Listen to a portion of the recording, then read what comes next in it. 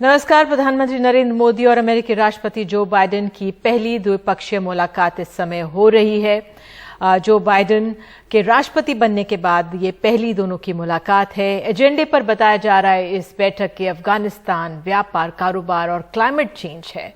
तो क्वाड देशों जिसमें अमेरिका, जापान, ऑस्ट्रेलिया और भारत के राष्ट्राध्यक्षों की मुलाकात से पहले इस बैठक को अहम माना जा रहा है। प्रधानमंत्री मोदी ने 2014 में राष्ट्रपति बाइडेन से मुलाकात की थी जब वे उपराष्ट्रपति थे। इससे पहले सुबह उन्होंने अमेरिकी उपराष्ट्रपति कमला हैरिस से भी मुलाकात की। प्रधानमंत्री मोदी ने ऑस्ट्रेलिया और जापान के प्रधानमंत्रियों से भी आज मुलाकात की है। अमेरिका भारत का सबसे बड़ा व्यापारिक सहयोगी है और इस मुलाकात पर हमारी नजर है और इसी को और बेहतर तरीके से समझने के लिए हमारे साथ खास मेहमान हैं मोहम्मद अली, स्वतंत्र पत्रकार, न्यूयॉर्क से जुड़ेंगे। कॉमोडोर सी उदय भास्कर, निदेशक सोसाइटी फॉर पॉलिसी स्टडीज हमारे साथ हैं। साथ ही प्रोफेसर चिंतामणि महापात्र, प्रोफेसर हैं school of international studies JNU में, हमारे साथ ये खास मेहमान जुड़ गए। तो कॉमोडोर भास्कर, अगर मैं पहले आप ही से शुरुआत करूं और आपसे समझना चाहूं, वो तस्वीरें अब कुछ ही पलों में आएंगी जब प्रधानमंत्री की राष्ट्रपति जो बाइडेन से मुलाकात हो रही है। इस बैठक से कितना अहम है भारत के लिए और इस बैठक से भारत क्या हासिल कर सकता है? इस वक्त मोदी साहब का जो यात्रा है और बाइडेन साहब के साथ जो मीटिंग है, मैं कहूंगा कि भारत के लिए ये काफी अहम है। एक तो इसका विपक्षी जो दायरा है, वो भारत अमेरिका के जो संबंध हैं, वो सिविलियन न्यूक्लियर डील के बाद जितना भी उसके अंदर अभी हमने कई पहल किया है, उसको एक प्रकार से बढ़ोतरी मिलेगा। खास ये ट्रंप साहब के हुकूमत के बाद बार बार ये सवाल पूछा गया है कि क्या अमेरिका और भारत के द्विपक्षीय रिश्तों में कंटिन्यूटी होगा कि नहीं।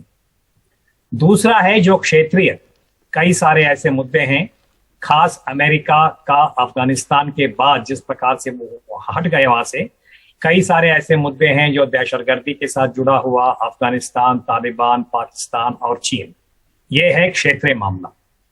सबसे बड़ा मैं समझता हूं कि अंतर्राष्ट्रीय है, क्योंकि इस वक्त अगर हम विश्व की बात करें और खास क्वाड के सामने जो चुनौतियां हैं, वो एक प्रकार से हम 3 सी के अंदर शामिल कर सकते हैं। सबसे पहला सी फॉर कोविड, ये जो महामारी है। दूसरा सी फॉर क्लाइमेट चेंज। आप अगर आईपीसीसी रिपोर्ट का याद करेंगे तो इस वक्त विश्व के सामने मैं कहूंगा सबसे लॉन्ग टर्म जो सबसे अर्जेंट चैलेंज ये है कि हम क्लाइमेट चेंज का सामना किस प्रकार से कर सकते हैं। और तीसरा सी है चीन के साथ जितने भी मुद्दे हैं, चाहे वो साउथ चाइना सी हो, ऑस्ट्रेलिया हो, गलवान हो, पाकिस्तान, तालिबान, हर एक ये अपनी जो सिक्योरिटी के जो मुद्दे हैं। तो मुझे लगता है कि मोदी साहब का बैठक केवल बाइडेन साहब के साथ ही नहीं, अमेरिका के साथ है। यानी कि एक तो है राजनीतिक मीटिंग, वो व्हाइट हाउस में बाइडेन साहब और कमला हैरिस जी के साथ है। दूसरा है कॉर्पोरेट अमेरिका, जिस प्रकार से मोदी साहब ने अमेरिका के सीईओ के साथ उन्होंने बातचीत किया है। भारत के लिए कई सारे मौके हैं टेक्नोलॉजी का प्रयोग करना, क्लाइमेट चेंज हो, कोविड हो, चीन हो, इनका सामना करने के लिए। और तीसरा मैं समझता हूं कि अभी भारत की जो विश्वसनीयता है अंतर्राष्ट्रीय स्तर के ऊपर, कई सारे ऐसे पहलू में हम विश्व के सामने किस प्रकार से हम भागीदारी निभा सकते हैं। और मुझे लगता है कि इसमें भी इस वक्त मोदी साहब के जो बैठक हैं, चाहे वो कॉर्पोरेट अमेरिका हो या पॉलिटिकल अमेरिका हो या इंडियन डायस्पोरा जो कि काफी मोदी साहब को समर्थन देते हैं, उनके साथ हम किस प्रकार के लॉन्ग टर्म भागीदारी की बात कर सकते हैं। जी बिल्कुल, ये सीधे दृश्य हम बता दें दर्शकों को, सीधे अमेरिका से आ रहे हैं और किसी भी पल वो तस्वीरें आएंगी जब ये मुलाकात शुरू हो जाएगी और इसी पर अभी सबकी नजर अब लगी हुई है कि क्या निकल कर आता है। मुझे बताया जा रहा है हमारे साथ मोहम्मद अली न्यूयॉर्क से पत्रकार जुड़ चुके हैं। मोहम्मद अली, मैं आपसे जानना चाहूंगी इस समय वहां पे किस तरह से चर्चा है, क्योंकि भारत के लिए एक तरह से ये जो अवसर है बहुत कुछ हासिल भी कर सकता है, भारत के सामने कई चिंताएं हैं उसको यहाँ पे एड्रेस भी कर सकता है, और जो एक अंतर्राष्ट्रीय एक गठजोड़ बना है उस लिहाज से जो सबके सामने इंडो पैसिफिक में क्वाड का ये पूरे जो 4 देश आए हैं साथ, ये भी बहुत अपने आप पे एक अहम हो जाता है चीन से एक तरह से मुकाबला करने के लिए। वहां पे किस तरह से आंकलन है अब इस समय जो प्रधानमंत्री मोदी की और राष्ट्रपति जो बाइडेन की मुलाकात हो रही है उससे? देखिए निधि, ये पहली मुलाकात होगी बाइडेन की प्राइम मिनिस्टर मोदी से तो राष्ट्रपति बनने के बाद। और डेमोक्रेटिक स्टैब्लिशमेंट में बाइडेन प्रधानमंत्री मोदी की जो दोस्ती थी ट्रंप को लेकर के, उसको लेकर के थोड़ा सा इनिशियल इरिटेशन था यहाँ पे, बिकॉज प्रधानमंत्री मोदी ने ट्रंप के लिए एडवर्टाइज किया था, कैंपेनिंग की थी इंडिया में और यूएस में भी हाउडी मोदी के इवेंट को। लेकिन अभी सिचुएशन ऑफ कोर्स बदली हुई है और खासतौर से जो अफगानिस्तान में पाकिस्तान का डिजास्टर्स रोल रहा है उसको लेकर के यहाँ सिक्योरिटी और स्ट्रेटेजिक एस्टैब्लिशमेंट में एक बात खासतौर से आई है कि पाकिस्तान एक अनरिलायबल पार्टनर है और इंडिया को उस निगाह से देखा जा रहा है कि India can play the role of a reliable partner in the region. So एक तो यह है कि अफगानिस्तान के मामले में इंडिया का से उम्मीद की जाएगी, बाइडेन ये उम्मीद कर रहे हैं कि और इनफैक्ट हमारी जो बात हो रही थी व्हाइट हाउस में और सिक्योरिटी एस्टैब्लिशमेंट में ये भी है कि हो सकता है बाइडेन की तरफ से इंडिया से सजेशन भी मांगा जाए कि अफगानिस्तान को कैसे स्टेबलाइज किया जा सकता है। एक दूसरी बात यह है कि चाइना को काउंटर करने के लिए बाइडेन की ये रणनीति रहेगी कि इंडिया को से अच्छे खासे तौर पे कोलैबोरेट किया जाए स्पेस में, ट्रेड एंड इन्वेस्टमेंट में। स्पेस में खास तौर से बिकॉज स्पेस में अमेरिका बहुत चिंतित है कि चाइना स्पेस में एक बड़ा प्लेयर बन चुका है। सो उसको डिनाई करने के लिए, चाइना एक बड़ा प्लेयर ना बन सके स्पेस के मामले में, तो इंडिया से स्पेस के मामले में, स्पेस टेक्नोलॉजी में अच्छा खासा कोलैबोरेशन की उम्मीद है। फिर बाइडेन की तरफ से ये भी बात आने की संभावना है कि चूंकि बाइडेन की कुछ दिनों के बाद मीटिंग है चाइनीज प्रेसिडेंट से, तो ये कहा जाता है कि Biden might ask prime minister Modi के क्वाड को वो में इंडिया की कितनी भागीदारी हो सकती है। तो इस लिहाज से मेरा ये मानना है कि चाइना को काउंटर करने के लिए इंडिया से काफी उम्मीद है हर लेवल पे। इनफैक्ट मेरी कुछ लोगों से बात हो रही थी तो अमेरिकी एस्टैब्लिशमेंट में ये बात भी है कि अगर इंडिया अपने आप को बेटर इन्वेस्टमेंट डेस्टिनेशन बनाए, चूंकि बहुत सारी कंपनीज हैं जो कि एक बात ये हो रही है कि अमेरिकन और जापानीज कंपनीज जो चाइना में हैं वो उनको इंडिया में रीलोकेट करने की भी बात हो सकती है। आपने बहुत अहम बातें मुझे बताई हैं और जिस तरह से पहले जो आपने एक जो बात कही कि अमेरिका भारत की तरफ उस निगाह से देख रहा होगा कि पाकिस्तान के बदले क्या वो एक भरोसेमंद सहयोगी भारत में देख सकता है, ये भी एक अवसर हो सकता है। इसको भी प्रोफेसर चिंतामणि, मैं आपसे ये समझना चाहूंगी, हमने अमेरिका का रुख अफगानिस्तान में देखा है और अफगानिस्तान को लेकर भारत की चिंता हम सबके सामने। अब कमला हैरिस के साथ जब मुलाकात होती है प्रधानमंत्री मोदी की, तो कमला हैरिस जो उपराष्ट्रपति हैं वहां की, वो कहती हैं कि भारत आतंकवाद से लगातार जूझ रहा है और इस संदर्भ में वो पाकिस्तान का भी जिक्र करती हैं। उस लिहाज से जो भारत का रोल है और जिस तरह से मोहम्मद अली बता रहे हैं, एक क्या भरोसेमंद सहयोगी के तौर पर क्या पाकिस्तान की जगह भारत को लेना चाहेगा, उस लिहाज से आप कैसे आंकलन कर रहे हैं इस मुलाकात का? देखिए, पहले तो मैं ये आपको बता दूं कि सितंबर 11, 2001 में जब आत्मघाती हमला हुए अमेरिका के ऊपर, 9/11 इंसिडेंट कहते हैं, उसी समय अटल बिहारी वाजपेयी हमारा प्रधानमंत्री पहली बार ऐसे बात कही जो कि कोई प्रधानमंत्री पहले नहीं कहा था और बाद में नहीं कहेगा। उन्होंने कहा, unconditional support to the United States in war on terrorism. कोई भी देश के साथ सहयोग अनकंडीशनल होना कोई छोटी बात नहीं होती। उसके बाद 20 सालों में देखा गया है कि अमेरिका ने पाकिस्तान को मेजर नॉन नेटो एलाई घोषणा तो कर दी, मगर पाकिस्तान ने किस तरह से डबल स्टैंडर्ड ले रहा था, अमेरिका से पैसा लेके हक्कानी नेटवर्क को सप्लाई कर रहा था, आर्म्स, इक्विपमेंट और अलग किस्म का फंडिंग दे रहा था। भारत ने क्या किया? भारत ने ट्रिलियंस ऑफ डॉलर इन्वेस्ट करके अफगानिस्तान का आम जनता का मदद में जो भी होगा, चाहे वो हाईवेज हो या रोड्स हो या हॉस्पिटल हो या पार्लियामेंट बिल्डिंग हो, इसमें कम से कम 34 स्टेट्स में 500 प्रोजेक्ट किया। तो इसमें अमेरिका को मालूम है कि रिलायबल पार्टनर कौन है और डिसरप्टिव पार्टनर कौन है।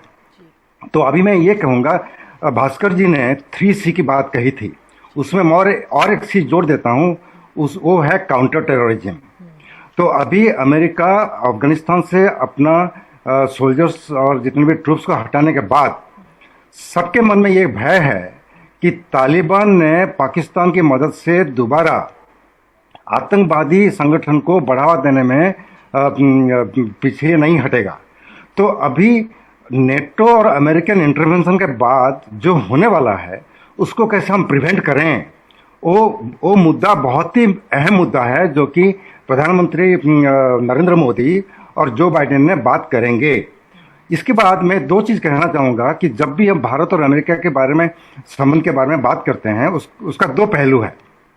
एक तो है चुनौतियाँ, जो चुनौतियाँ की भास्कर जी ने बोला है 3C + 1C, 4C हो गया, China, climate change, corona virus etcetera. दूसरी बात है अपॉर्चुनिटीज या सुयोग। अभी देखिए जो जिस तरह से हेल्थ क्राइसिस एक बड़ा सा एक थ्रेट होके पूरा विश्व में ये हेल्थ क्राइसिस है, उसमें जब अमेरिका भारत का सहयोग चाहता था, इंडिया ने अमेरिका को सहयोग दिया था और जो बाइडेन ने खुलेआम उसको एडमिट भी किया था। अभी उसी मुद्दे पे कैसे आगे बढ़ाएं, द्विपक्षीय कोऑपरेशन होना ही चाहिए, मगर विश्व में कोविड-19 को फाइट करने के लिए क्या क्या अपॉर्चुनिटी है उसको देखना पड़ेगा। दूसरी बात यह है कि हेल्थ क्राइसिस के साथ साथ एक इकोनॉमिक क्राइसिस, पूरा ग्लोबल क्राइसिस है। पैंडेमिक की वजह से जिस तरह से पूरे विश्व में आर्थिक स्थिति घट गया है, उसको दोबारा रिवाइव करने में, ग्रोथ रेट को आगे बढ़ाने में और जो भी नुकसान हुआ है उसको कैसे भरपूर करें, इसमें भारत और अमेरिका का कोऑपरेशन बहुत ही अनिवार्य है। तो इसी परिस्थिति में कहूँगा, एक तरफ सुयोग है, एक तरफ चुनौतियां हैं, सारे मुद्दे टेबल पे रहेंगे। बिल्कुल, और ये देखना होगा कि भारत किस तरह से आगे बढ़ता है। उदय भास्कर, मैं आपसे जो चीन का हम रुख करें, जो 3Cs आपने गिनाए उसमें चीन का भी मुख्य मसला है, और चीन ने कहा है sinister gang of Indo Pacific, ये क्वाड को, जब ये 4 देश साथ आ रहे हैं, और जो चाइना है वो इन मुलाकातों पर अपनी नजर बनाए हुए है, और जिस तरह से वो कह रहा है कि हमें देखना होगा कि ये लोग चीन के खिलाफ किस तरह से एकजुट हो रहे हैं, उस लिहाज से मैं समझना चाहूंगी अमेरिका को इस समय, क्या अमेरिका चीन को अफगानिस्तान में अपने पैर जमाने देगा, क्योंकि वो खुद तो चला गया है, तो किस तरह से वो उसको, जो उसका पूरा इतना इकोनॉमिक पावर भी चीन है और सामरिक दृष्टि से भी इतना अहम हो गया है, उसकी पैठ भी इतनी हो गई है, भले पाकिस्तान के जरिए हो, क्या आंकलन है आपका? मुझे लगता है कि ये क्वाड समिट, ये बैठक खत्म होने के बाद अमेरिका और चीन के बीच में किसी प्रकार का एक डायलॉग का इशारा हम देख रहे हैं, क्योंकि हालांकि बीजिंग ने बहुत नाराजगी के साथ, उन्होंने सबसे पहले ऑकस को उन्होंने रद्द कर दिया था। उन्होंने कहा कि यह अमेरिका, ब्रिटेन और ऑस्ट्रेलिया के बीच में जो पनडुब्बियों को लेके, परमाणु पनडुब्बियों को लेके जो सहमति बन रहा है, उन्होंने कहा कि यह पूरे क्षेत्र के लिए बहुत बड़ा खतरा है। साथ साथ उन्होंने क्वाड के बारे में भी, जिस प्रकार से आपने वर्णन किया है, कहा कि यह भी उनके हितों के खिलाफ है। पर इसी के बीच शी जिनपिंग साहब और बाइडेन साहब के बीच में एक हल्का सा एक कम्युनिकेशन हुआ है, जिसमें उन्होंने कहा कि दोनों देशों को बैठ के अपने जो खास सामरिक मुद्दे हैं उनके ऊपर बातचीत शुरुआत करना चाहिए। तो मेरा व्यक्तिगत राय यह है कि अमेरिका और चीन एक दूसरे के जो चिंताएं हैं और एक दूसरे के जो क्षमताएं हैं वो समझ सकते हैं, और इसलिए पटरी को स्टेबलाइज करने की वो कोशिश करेंगे। आप बाइडेन साहब का भाषण देखिए यूनाइटेड नेशंस जनरल असेंबली में, उन्होंने बार बार यही कहा कि मैं क्वाड को एलिवेट कर रहा हूं, पर हम किसी देश के खिलाफ नहीं हैं। अगर वो अंतर्राष्ट्रीय नियमों को मानने के लिए तैयार हैं तो दरवाजा या खिड़की खुला है। पर जटिलता इसमें है निधि जी कि पूरे विश्व के लिए चीन व्यापार के क्षेत्र में बहुत बड़ा उनका भूमिका है। ये अमेरिका के लिए भी यही बात है, जापान के लिए भी यही है, यूरोप के लिए भी और भारत के लिए। तो ये देखना है कि विडंबना कि आप सामरिक और सुरक्षा के क्षेत्र में मतभेद भी है, टेंशन भी है। भारत का उदाहरण लीजिए, गलवान हुआ है तभी भी चीन के साथ पिछले साल में हमारा व्यापार जो है वो बढ़ गया है। अमेरिका के साथ भी इसी प्रकार का उदाहरण है। तो जब तक विश्व में सहमति नहीं बनता है कि हम ग्लोबल सप्लाई चेन को कैसे उसमें हम परिवर्तन ला पाएंगे, जो कि क्वाड का एक मुद्दा है, तो ये भी चीन के लिए एक इशारा है। ये बिल्कुल आप अहम बात करें, ग्लोबल सप्लाई चेन, और ये वाकई में कारोबार, बिकॉज हमारे जो प्रधानमंत्री है 5 MNCs के CEO से मिले। मोहम्मद अली, मैं आपसे ये भी समझना चाहूंगी वहां पर जो चीन का रुख है, अब मैं उनका जो वाक्य पढ़ रही हूँ, we must warn solemnly Japan, India, Australia not to follow us too far in confronting China. Once they step on the red line of China's core interests, China will not hesitate to punish them. अब जो चीन की ये भाषा है वहां पे किस तरह से ली जा रही है? आप डिपेंड करता है निधि, आप किसकी बात कर रही हैं, अमेरिका की बात कर रही हैं या डायस्पोरा की बात कर रही हैं। लेकिन ये है कि China, of course America China को कंटेन करना चाहता है, लेकिन बहुत सारे लोग ये भी बोलते हैं, जो स्ट्रेटेजिक अफेयर्स के एक्सपर्ट्स हैं, वो ये भी बोलते हैं कि क्वाड का इंडिया वो क्वाड का सबसे ज्यादा कॉशियस मेंबर रहा है।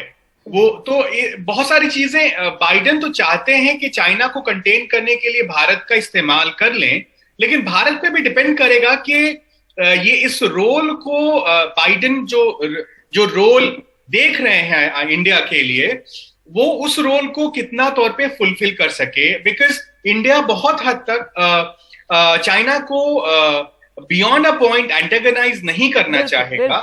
सो इस बात पे भी डिपेंड करता है कि भारत कितनी दूर तक चाहता है। लेकिन अमेरिकी जो एस्टैब्लिशमेंट है वो तो चाहती ही है कि भारत बढ़ चढ़ करके चाइना को कंटेन करने में अमेरिका की मदद करे, लेकिन जरूरी ऐसा करने में अब भारत का अपना इंटरेस्ट है पूरे तौर पे। बिल्कुल, भारत को अपना इंटरेस्ट देखना होगा, अमेरिका पर भी कितना झुकाव भारत का हो सकता है। प्रोफेसर मोहपात्रा, मैं आपके पास आऊंगी, लेकिन मुझे एक ब्रेक लेने के लिए कहा जा रहा है, इसी मसले पर आपसे बात करूंगी। एक छोटे से ब्रेक के बाद लौटते हैं।